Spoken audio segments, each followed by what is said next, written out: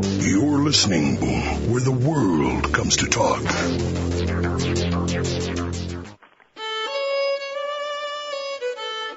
This is Jerry Prokopovich with Civil War Talk Radio. The prisons of the Civil War have a ghastly reputation. Andersonville in Georgia, perhaps the best known of all. But the prisons of the North were in many cases as bad as those of the South. Today we'll talk about the one with the highest death rate, Elmira in New York. We'll meet with the author of The Business of Captivity, Elmira and its Civil War Prison, Michael P. Gray, on Civil War Talk Radio.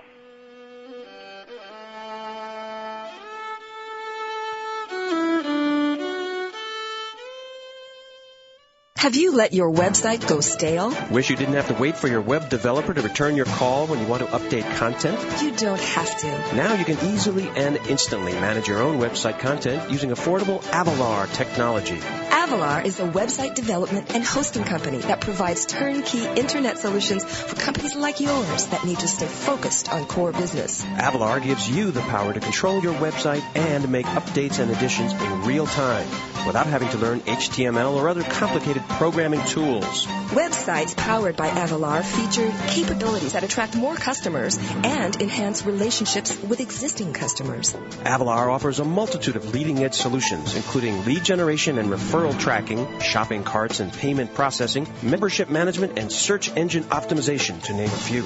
Take advantage of the full power of the Internet using Avalar technology at www.avalar.com. That's AVALAR.com. World Talk Radio, bringing the world to you.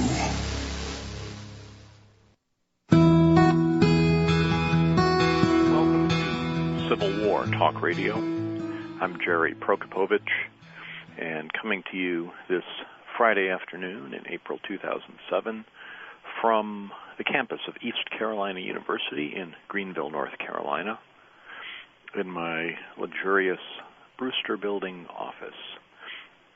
But speaking, as ever, not for the trustees of the University of North Carolina, who are meeting even as we speak, nor for the university or the system or the department or any of those, just myself. My guest speaks for himself. We're all on our own here at World Talk, Civil War Talk Radio. Well, it's the end of the semester. The stack of term papers from the Civil War class looms in front of me on the desk, some of them outrageous examples of plagiarism that will get their so-called authors in a lot of trouble.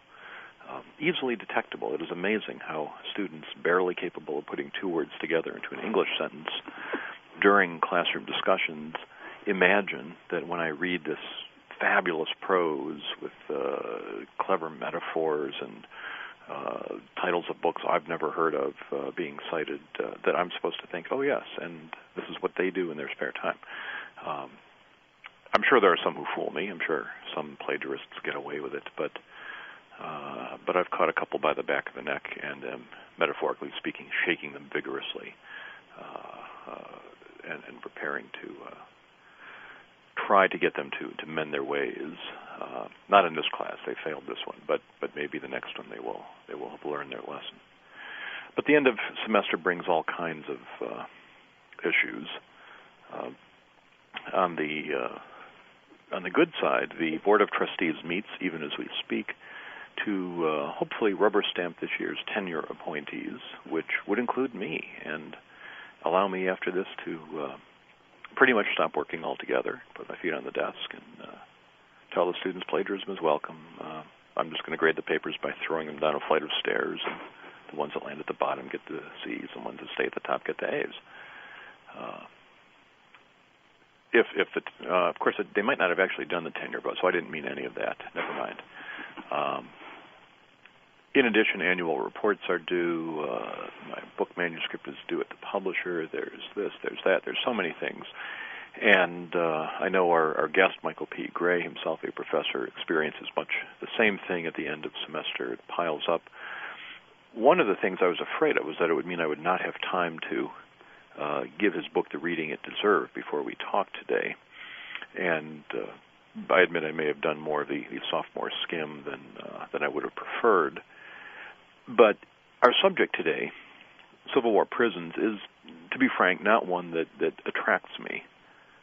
We've talked about it before in the show. We've had guests who've looked at Civil War prisons, and it's a grim part of the war.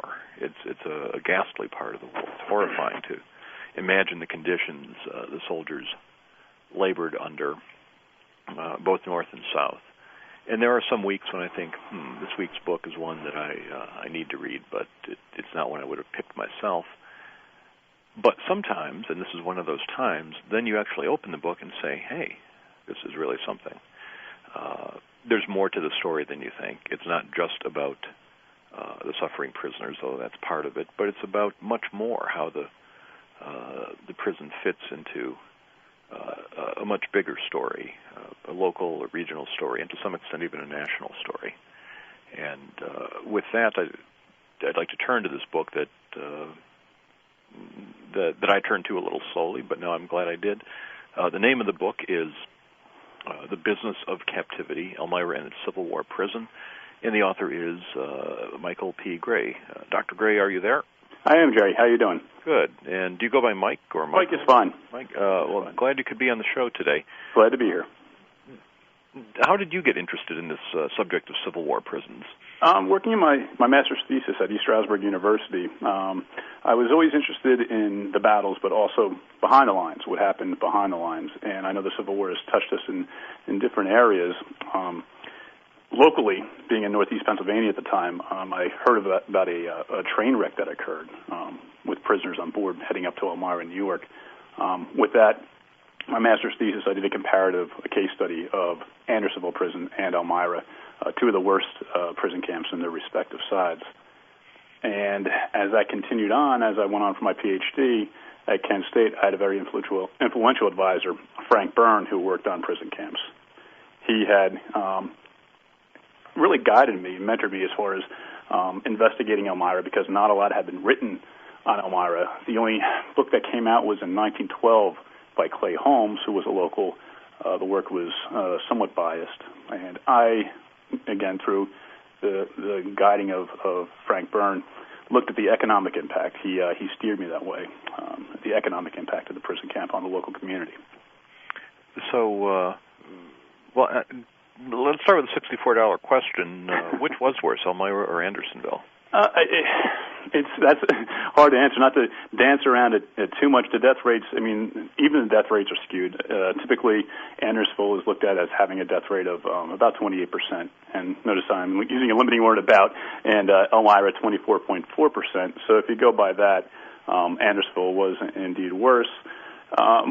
Frank Byrne and another person who was very influential to me, John Hubble, when discussing this and bringing this through the dissertation into the book stage, it doesn't matter if you're a prisoner at Elmira or Andersonville, or for that matter, Fort Delaware or somewhere else, depending on what the death rates are, if you're the ones that died. Now, at Andersonville, Frank Byrne always used to like to say Andersonville was like a mass hospital, with the lack of shelter, the poor food, which is prevalent at many of the prison camps, the lack of sanitation, that sort of thing. You didn't have that as much at Elmira. You had some different things going on at Elmira. Well, let's go back. Let's work our way through the Elmira story. Sure. It initially, the war. When the war begins, nobody's got any prison camps. That's correct. There's no expectation you're going to need one. Of course, the war is going to end as soon as those cowardly Yankees give up, or as soon as we march on to Richmond. Take your pick. And instead of a 3-month war, it turns out to be a 4-year war. Right. At what point did they start realizing we're going to need a lot of prison space? Well, I think in 62 they thought about it, and of course they had the exchange cartel in 63, so that alleviated the numbers. Elmira originally was a training depot. You had 3, even 4 different areas of Elmira used as training bases early in the war. And then the Union realized that they had these extra bases around. Now, you did have the beginnings really in 62 with the exchange system worked out, trading a officer for an officer or a private for a private, and they also had a schedule worked out as well where an enlisted man would be worth so many officers and that sort of thing. When Elmira was established in '64, that's when the growth really took place. You had overcrowding at places like Point Lookout prison camp in Maryland, and for that matter in the South as well. And there's been recently some good books taking a look at the exchange system, the proliferation of the prison camps, and that sort of thing. The exchange system, I remember Lincoln making a comment about death of mules. The specific comment escapes me, but to the effect of brigadier generals. He could always make more brigadier generals, but he couldn't make a mule. And thus he was more, the prison exchange rate should have been the other way around. This is true. 6 generals for a private. But nonetheless, you have this rather odd system where you trade people. You suggest that breaks down after a while. It does. That's correct. And that was, I assume, largely due to the African-American soldiers being... That's correct. In part, I would say, due to the African-American soldiers being thrown into the mix. Of course, the South unwilling to exchange them, or for that matter, the white officers involved as well. You have that side also, which I've mentioned, this idea of total war with Grant. It's bad that having POWs suffer down south, but the larger issue of winning the war and realizing the numbers that the North had compared to the South, he may have been a little bit more willing to let that happen. The sooner you use up all the South's manpower by capturing or wounding or killing them, the sooner you end the war. Exactly. If you keep recycling them through capture, release, it's going to take forever. That's right. And even at one point, which you make a good point, with Vicksburg, Grant was dismayed when he found out after taking Vicksburg and paroling POWs, finding these individuals fighting again in later battles. Right, for which they could be executed. That's correct. Well, I guess no. If they properly exchanged, they could fight. No, if they're properly exchanged, they can fight. At that point, I don't know as far as the numbers if they would go to the extent of execution, but they definitely weren't supposed to be taking up arms again. Not if they've just given their parole. That's correct. There's another Lincoln story about that. I'm using my whole store today. About the little dog who made a nuisance in the neighborhood, so some of the boys fed it some gunpowder hidden in some meat and then set it off somehow. And the owner finds the pieces of his dog scattered about and says, well, he was a good dog, but I reckon his usefulness as a dog is over. And Lincoln said that was Pemberton's army at Vicksburg. Just because you're finding fragments still fighting here and there as paroled prisoners, its usefulness as an army is over. So Lincoln wasn't too dismayed, but Grant, you say, was. Yes. To find these men back in the service. That's correct. Now, you mentioned Elmira was originally a training That's right. camp, and in the book you point out the governor of New York says the first regiments of the state will assemble at New York, Albany, and Elmira. That's right. Which one of these does not belong with the other two?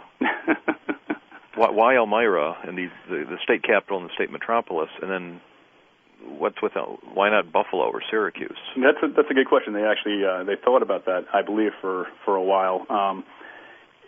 And these places, I think what they're looking for is somewhere far away from where the battle is actually taking place. But there's also another piece to it as well, in that the contracts being negotiated between the government and through the railroads just had the Northern Central Railroad going through New York State, and that was one route that POWs were taken to Elmira prison camp. And the governor from Pennsylvania helped negotiate the contract, and using that Northern Central Railroad kind of helped them make their way up to New York and maybe profiting this particular person as well. So Elmira's on the railroad route north from Pennsylvania. Exactly. It's at an axis between the Northern Central and the Erie Railroad. So there's different routes that the prisoners had taken. For instance, they could go from Point Lookout in Maryland, in southern Maryland, and go by boat to New York City, and then take the Erie up that way, they can also go through Pennsylvania and take the Northern Central via going through Harrisburg and north that way. Where in New York State is Elmira, if you could sort of... Sure. Elmira is on the southern tier. It's roughly, I'm going to say 30 miles west of Binghamton, not far from the Pennsylvania border. I think it's about 5 miles from the Pennsylvania border. Okay, Binghamton is still not helping those of us not from the area. Okay. Syracuse... okay, now we're getting somewhere. Yeah, Syracuse, it is southwest of Syracuse, New York. So it's roughly in the center in terms of east-west? Exactly. Okay. But not far from the Pennsylvania line. All right. Now, so that's... And it's a rail junction. Exactly, and that helped out tremendously. And this is one of the reasons why it was used as a training point as well for the Yankees. This way they can gather them up in New York State and parts of Pennsylvania, even in parts of New England as well, and send them to Elmira, train them, and then send them down either through the Erie or the Northern Central down to the battlefields of war. Okay, so it makes sense then. You start a training camp there, and you start to build the infrastructure there to house and feed thousands of men for the of Union volunteers in 602. Right. And once that process is over, you've got this empty. You said there were as many as 4 different camps in the area? That's right. And they're all empty by exactly. 63. That's right. And they all had a specific designation. Elmira Prison was known as Barracks Number 3, and that was the one that they put the 12-foot stockade wall around and utilized that as a prison camp. So by the beginning of spring at least of 1864, you've now got a need for prisoners. You've got an empty camp at a convenient rail junction. It starts to make sense why exactly. Elmira. Right. It becomes the perfect storm, so to speak, and things coming together for Elmira to be a prison camp.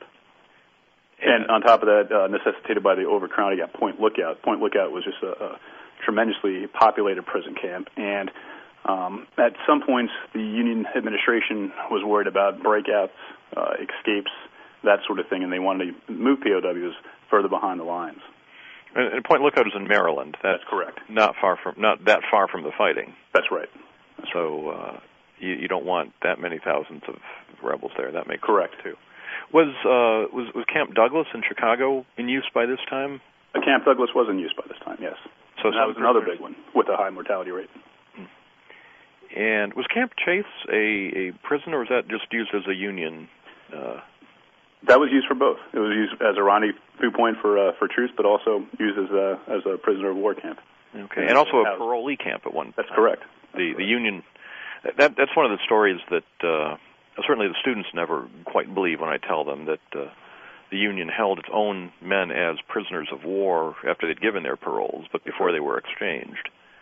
That's right. I couldn't help but laughing from the introduction too. I'm in the same boat as you in so many ways. I have papers lying all over my desk, having to grade, but it was making me laugh. It's the situation we're in at this time of the year, and and every once in a while you read one where you learn something new or get a new perspective on something and say, "Oh, this is worthwhile." But then you read some ridiculous things. And that's right. And I actually have when we're done here, I have a conference to run down to in Frederick, Maryland, for the Society of Military Historians. So. Very good. Is that involved with the Civil War Medicine Museum there? This one is not. This one is not. But I know that is down there. This one actually, I think next year it's in Utah. And like many of the conferences, it has various themes, but we have the Civil War theme. And there's some presentations I want to see down there, one in particular on a prison camp. Well, that sounds like a worthwhile thing to do, certainly. Well, let's take a little break here, collect our thoughts, think about where Elmira's going, and we'll come back in just a minute. Our guest is Michael P. Gray, author of The Business of Captivity, Elmira and its Civil War Prison. I'm Jerry Prokopovich, and this is Civil War Talk Radio.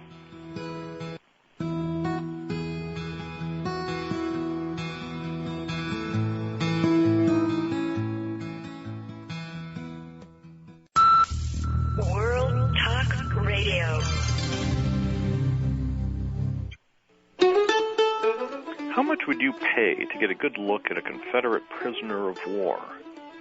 We'll find out the answer to that question when we return. on Civil War Talk Radio.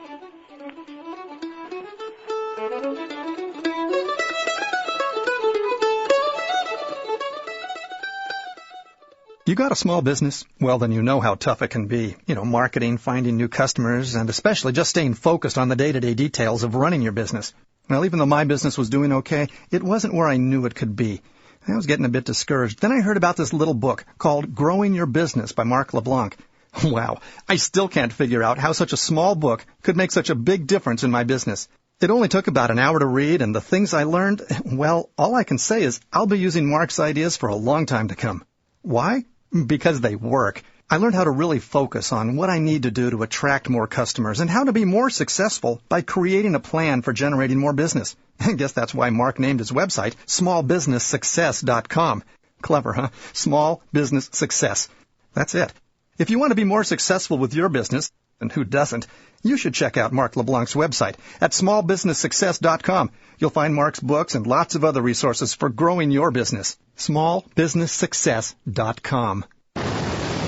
World Talk Radio, bringing the world to you.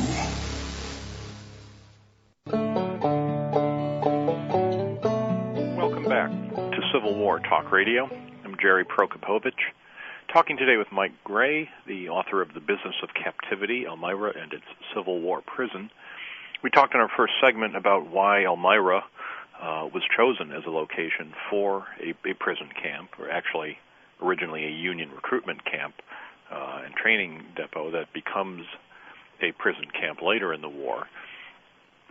And we're getting to the point after the exchange system breaks down, 1863, and both sides now begin to retain large numbers of enemy prisoners of war and need a place to put them.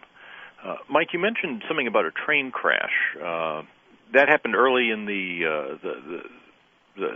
history of the Elmira prison. Is that right? That's correct. That's correct. Tell me about that crash. The crash occurred in Pike County on the Erie. I actually teach a grad class where we walked the site where it occurred. What had happened was the POW train had left New York City. Now, this is when they were leaving. They went from Point Lookout by boat to New York City and then took the Erie Railroad north. On the way up in Pike County, there's roughly 20 miles of single track.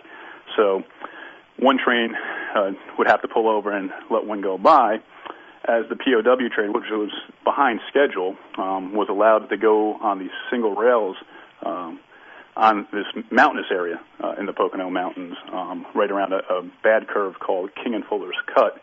It met head-on with a coal train carrying 50 cars of coal. Now,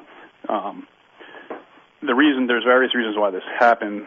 The most, at least the one that I found information on, is the telegrapher Duff Kent had been out the night before, partying a little bit too strong in Hawley, Pennsylvania, came to the job that day drunk and allowed this coal train to go on the same rails as the POW train.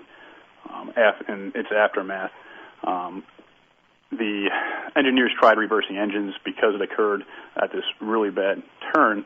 They could not, and it led to many fatalities, not only Confederate prisoners but also Union guards.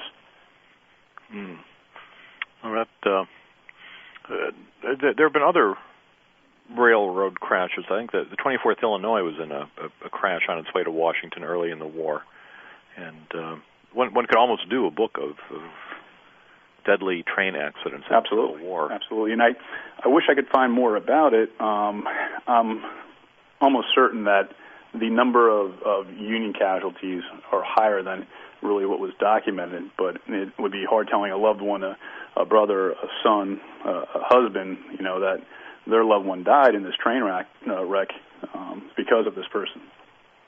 Yes, that would be that would, that book would sell well too, because you got the train buffs and the Civil War buffs. Exactly. I often thought of that. That'd be one to put together someday. So eventually that train, or at least other trains, do arrive. How many prisoners does Elmira end up holding? Elmira ends up holding 12,000 altogether. 12,000. And Did it hold 12,000 troops when it was a training camp? It did not. It held less than that. I think at its largest, at one time I've seen documents with about 5,000. That was loaded at its gills. It wasn't recommended to hold so many prisoners, but due to the exigencies of war, they were forced to do so.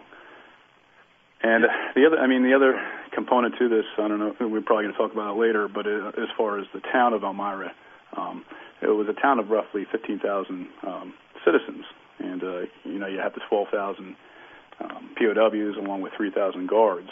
That's a lot more people in Elmira due to this prison camp.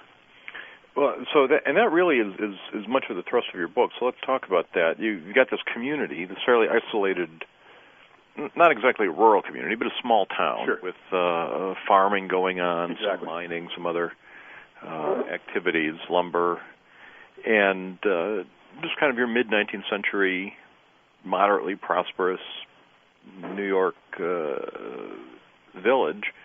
And suddenly you double the population by bringing in all these prisoners, guards, so on. That's got to have an impact.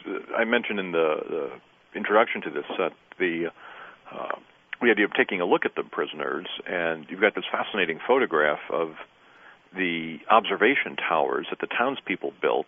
That's right. Charged, the owner would charge people to go up and stand at the top so they could look into the prison camp. That's correct. How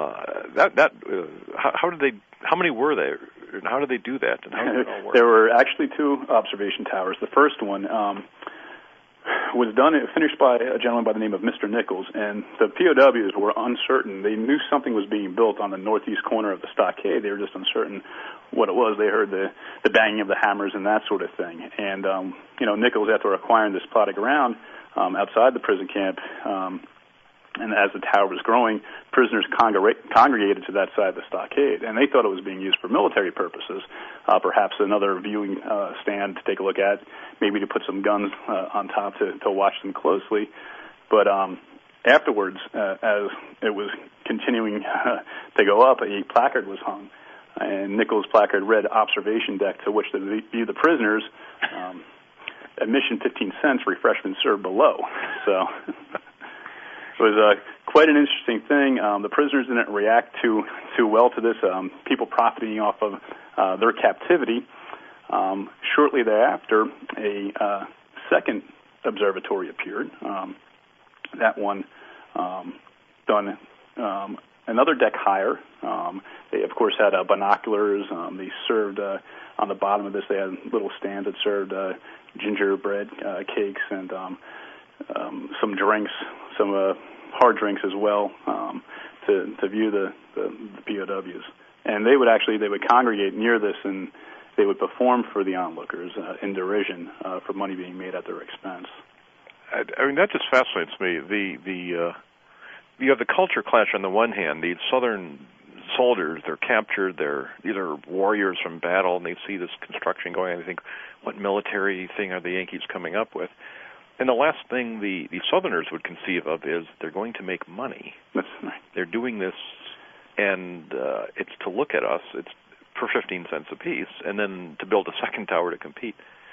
I guess it reminded me of I lived at one time on the north side of Chicago, and if you ever see the Cubs play in Wrigley Field, sure. The low bleachers in left field That's right. allow the people across the street in the apartment building to watch the game for free. So eventually they start basically opening the roof of that building and charging people and turning it into a sort of observation of the Cubs deck, which then led to trouble and problems with that. It was an amazing scene. I mean, all along Water Street, you had vendors there selling peanuts, beer, lemonade. So it was, when you mentioned the introduction, as far as, you think of prison camps, Andersonville, that sort of thing, and you really don't get this side of things. And so it is a sideshow. It's a sure. spectator sport. Did eventually the people of Elmira just get tired of it? I mean, you can only cycle through the audience so many times. Right, and I think so. The other thing is, I think some of the Elmirans eventually understood what they were doing. There's a story as far as 2 country ladies visiting the observatory, and they took the binoculars and noticed 2 Union troops working on the inside and bringing what they thought were goods back and forth to a different section of the stockade. They made one trip, a second trip, and a third trip.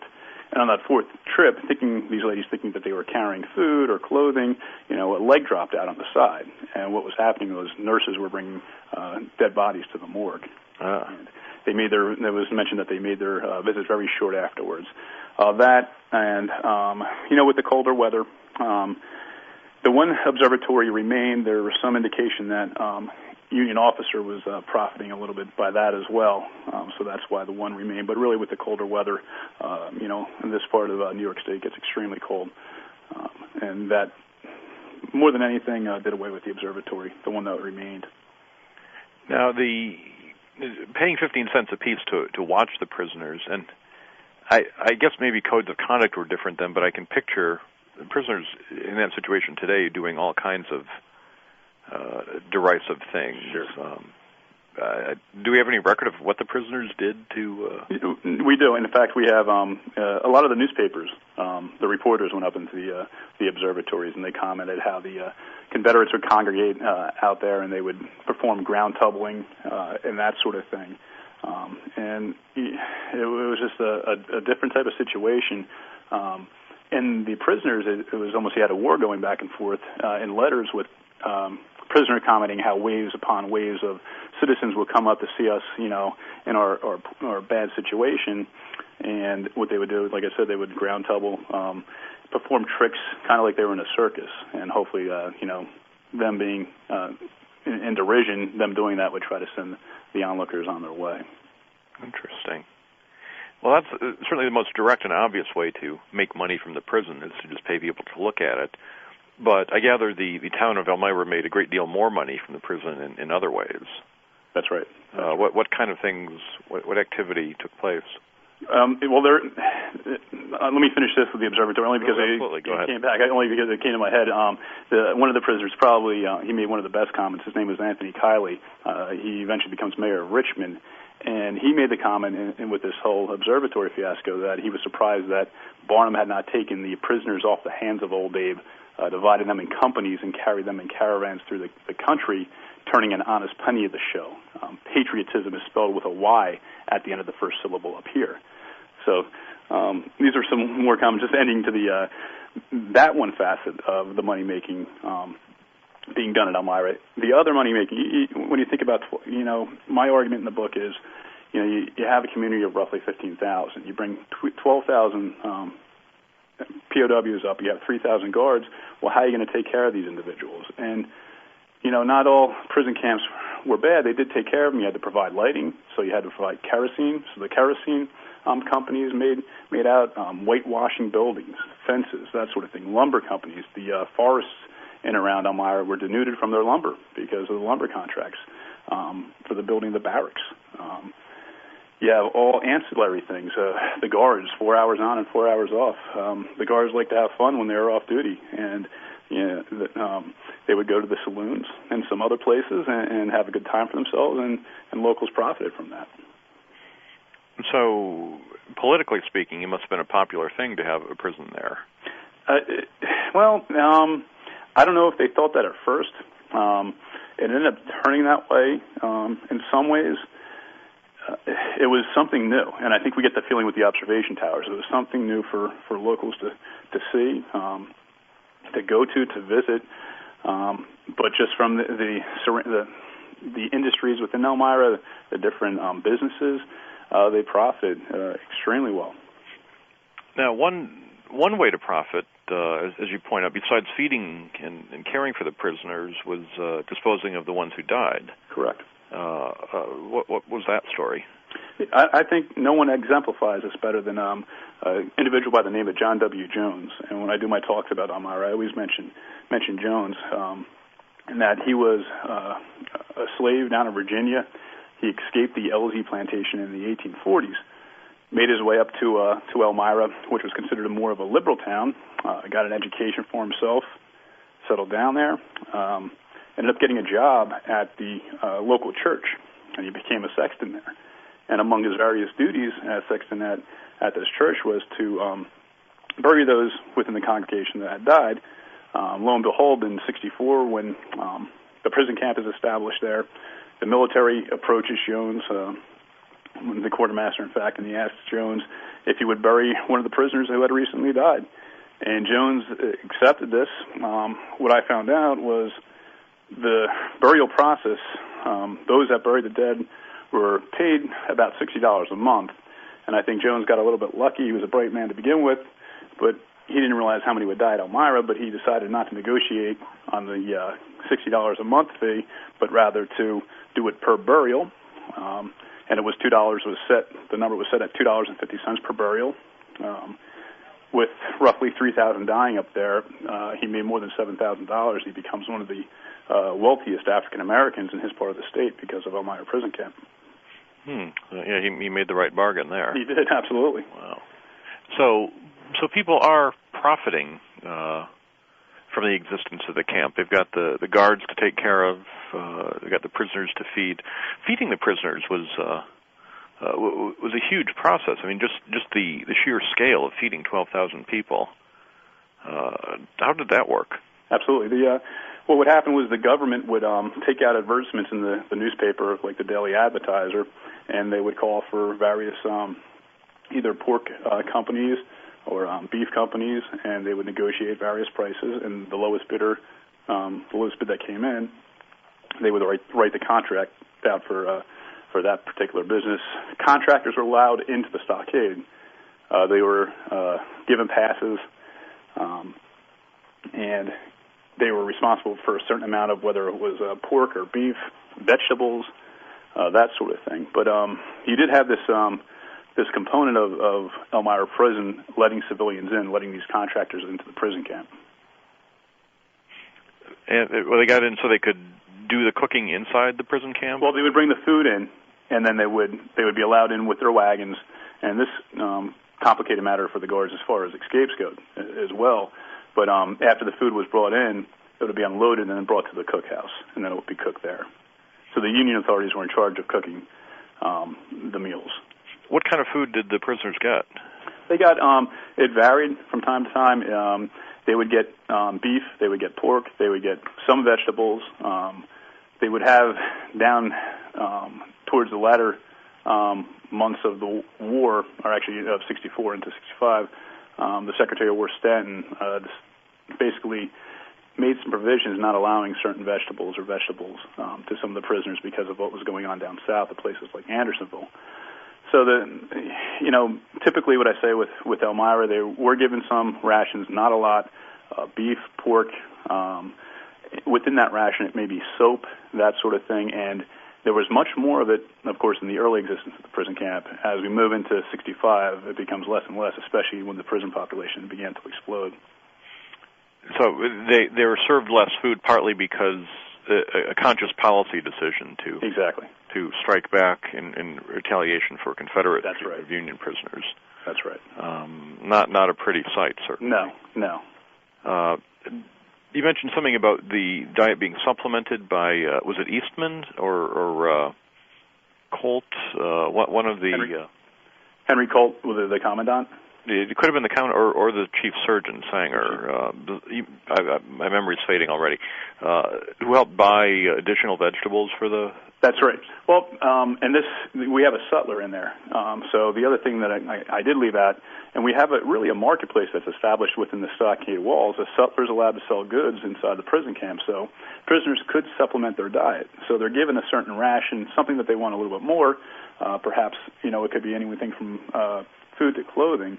But you have a sutler inside the stockade. The sutler is taxed for all the profits he makes, and the sutler at Elmira, his name was Demarest. He provided prisoners with various things, whether it's onion, apples, fruit, vegetables, salt pork.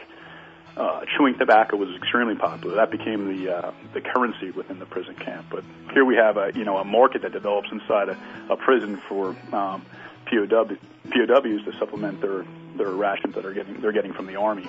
Well, this raises some interesting questions we'll come back to in just a minute, like how do the prisoners pay for these things? But we'll take a break and ask that question when we return with Michael P. Gray, author of The Business of Captivity, Elmira and its Civil War prison when we return on Civil War Talk Radio.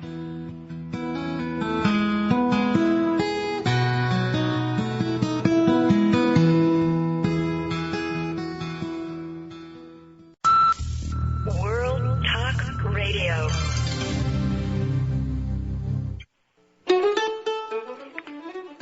This week, the price for one drink of spit whiskey is 5 chews.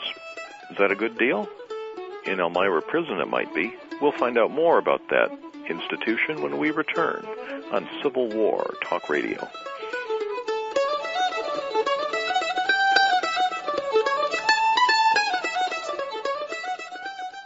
It's the one level playing field in business, the Internet. It's where an artisan working out of a small shop can look bigger than a multinational corporation. But to achieve this level of visibility, your company's website needs a developer who knows the net and how to make it work. Your company needs Appsio. Appsio's success comes from producing websites that reflect the attitudes and uniqueness of their respective organizations. Make a great first impression on the web. Choose Appsio, A-P-S-Y-O. For more info, visit www.appsio.com. You're listening to World Talk Radio, where the world comes to talk.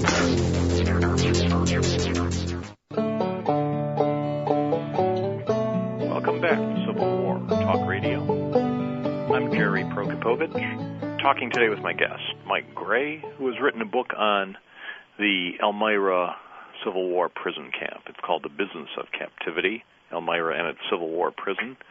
And as the title suggests, it's not just about what happens in and around the prison, but the business of captivity, the effects on the economy, the local economy. We talked about this some in the last segment, how people paid to see the prisoners by forking over 15 cents to the owners of an observation tower, how people profited from the perhaps more legitimate business of selling food, fuel, clothing, whatever else was needed by the prisoners and the guards, and how a town of 12,000, if you double its population overnight, is going to experience significant economic repercussions, good and bad. Mike, I'd like to talk a little bit about something you alluded to just before the break, which is the economy on the inside of the prison walls. People are selling things to the government on the outside. But you mentioned that there was a legal sutler on the inside who could sell things to the prisoners. How could prisoners afford to buy anything inside a prison camp, given that they're cut off from their jobs? Sure, that's a good question, and there's a lot that can be done with that in answering that. Family members could send money up to the prison camp, and they would receive credit with the sutler. So that was one way. If money was passed on up, it went through the proper channels through the military, and the whatever amount of credit, perhaps it was $1, that could be applied to the sutler's store. And that was one way for prisoners to get money to supplement their diet or their clothing, that sort of thing. Another way, a more creative way, and which becomes I go into detail about this in a chapter, the economics on the inside, how POWs were able to search the prison grounds for wood, for bone, that sort of thing, and they would spend countless hours making rings, jewelry, this sort of thing. And the question becomes, okay, so they make these trinkets, how are they going to get them on the outside?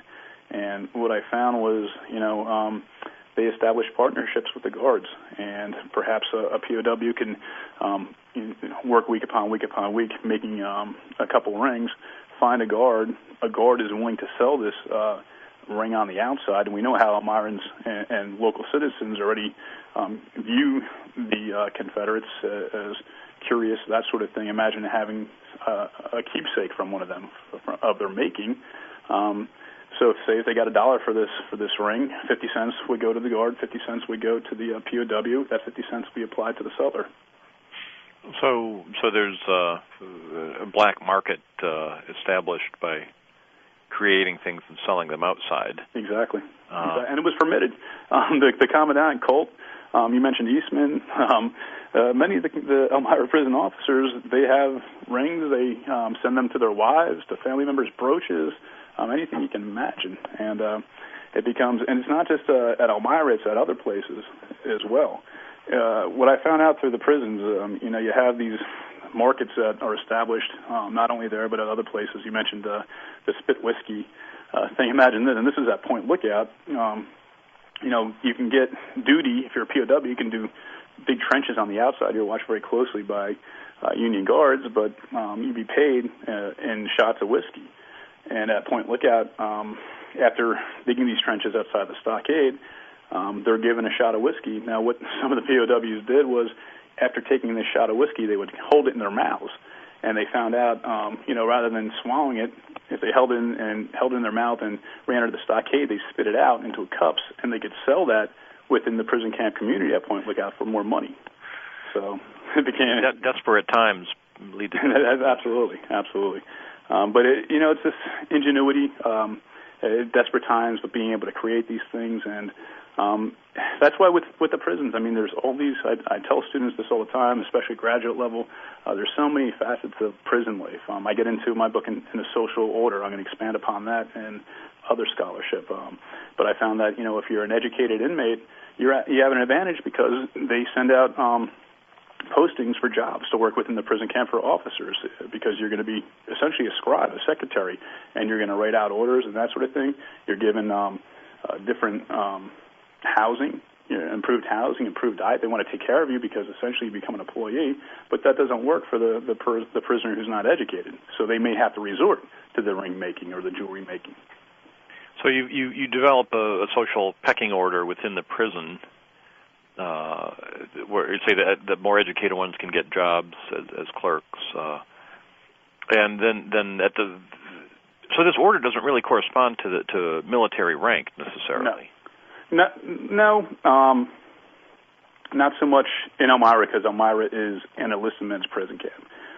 In my future work, I'm going to take a closer look at the comparing enlisted men prison camps to officer prison camps. But it really doesn't matter on rank. If you're an enlisted man, a private, and you're educated, kind of what I was talking about with Anthony Kiley, you can get ahead, and he was taken care of, and he was released early. Was Anthony Kiley, and he served as one of these clerks to an officer. Then, at the bottom of the prison camp internal order, who's below? Who's at the bottom of this ladder? The bottom are the sick prisoners. Through the diaries and the various primary sources I've gone through, even the Southerners looked at individuals that, for whatever reason, maybe it was because of illness, maybe it was they considered them lazy, that sort of thing. They didn't want to take the time to make rings, or maybe they didn't have the ability to do so.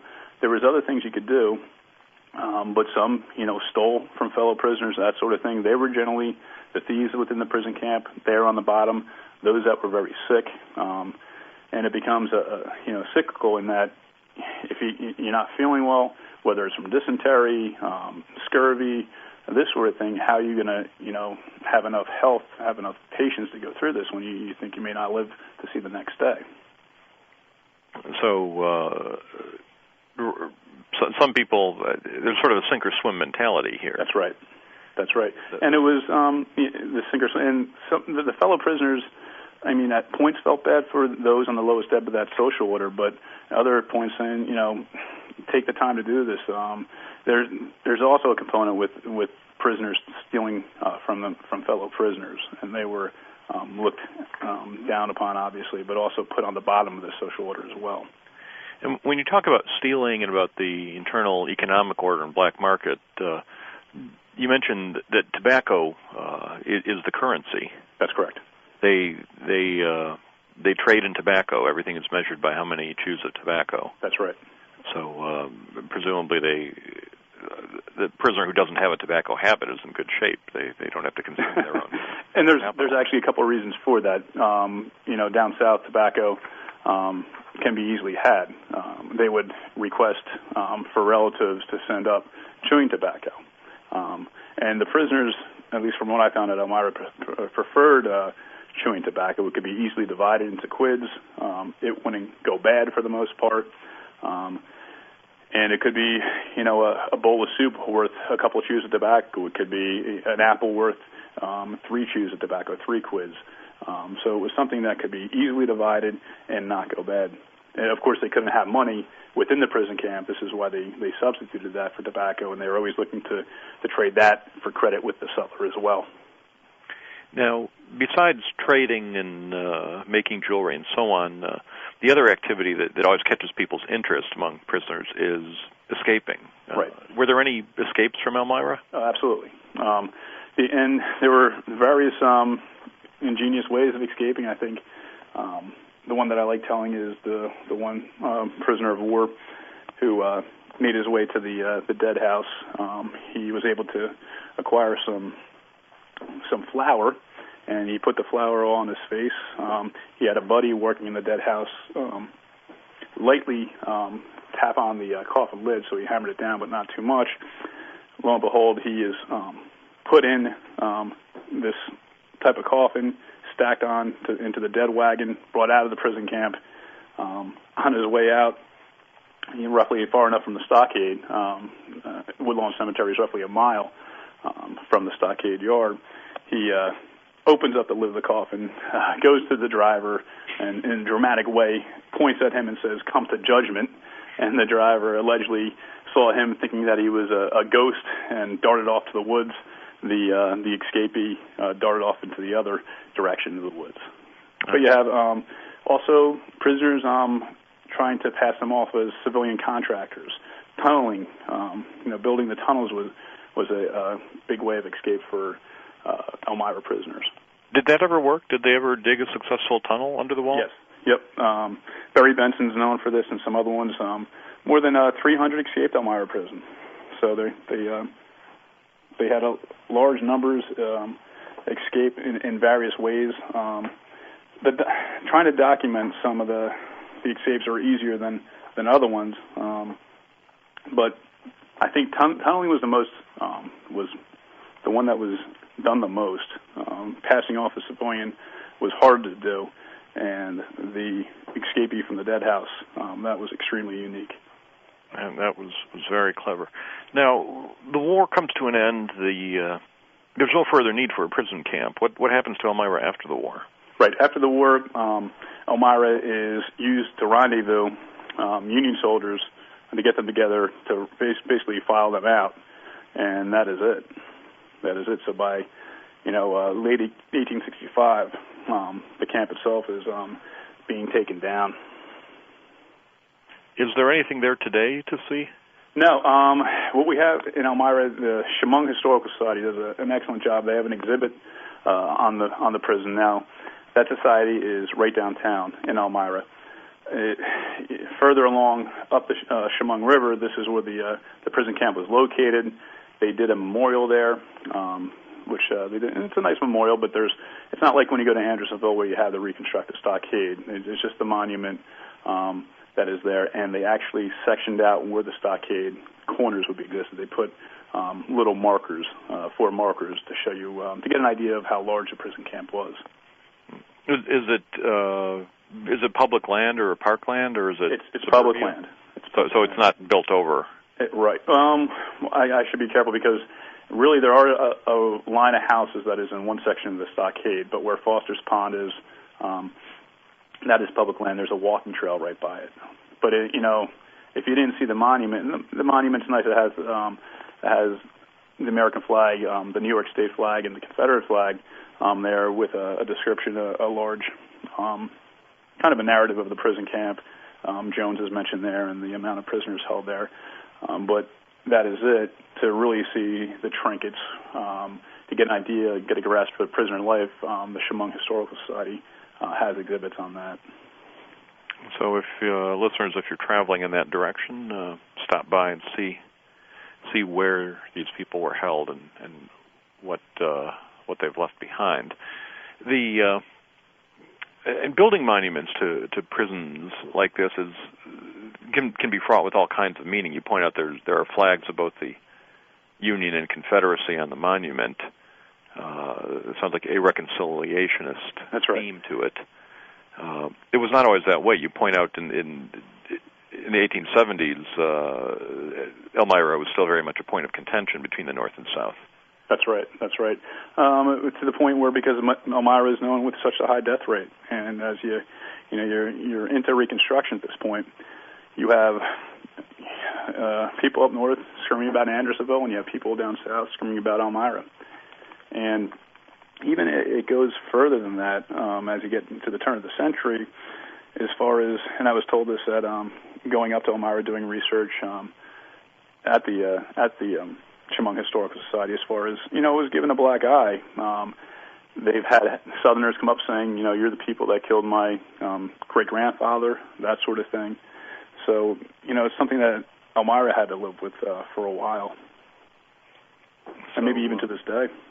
In a sense, it brings us back to where we started with the comparative question about Elmira and Andersonville. That's right. You don't have some of the things that Andersonville had. You don't have the deadline, the mark. If you cross it, the guards will shoot you down. Right. Did the guards kill many of the Elmira inmates? Not really. They kept a pretty close eye on them. Those that were able to escape were recaptured. Not all, but some. It's funny because when you think about the guards, there's some instances where guards kill their own by misfiring weapons, that sort of thing, or drinking too heavily. Going through the records of the National Archives, it was incredible to see the amount of public drunkenness with the guards and them being arrested. Going into a saloon, one guard went into a saloon and started firing his Springfield. So it's just interesting. I'm going to get into another book looking at the prison camp guards up north, and hope to expand upon that. Well, I think that is on the same level as this book. I think it'll be very interesting, and our readers will want to take a look at it. Mike, we are out of time for the week, but thank you so much for being on the show. Great. I appreciate being here. And listeners, you'll want to take a look at Michael P. Gray's book, The Business of Captivity, Elmira and its Civil War Prison, and hopefully you'll tune in again soon. Thank you for listening to Civil War Talk Radio.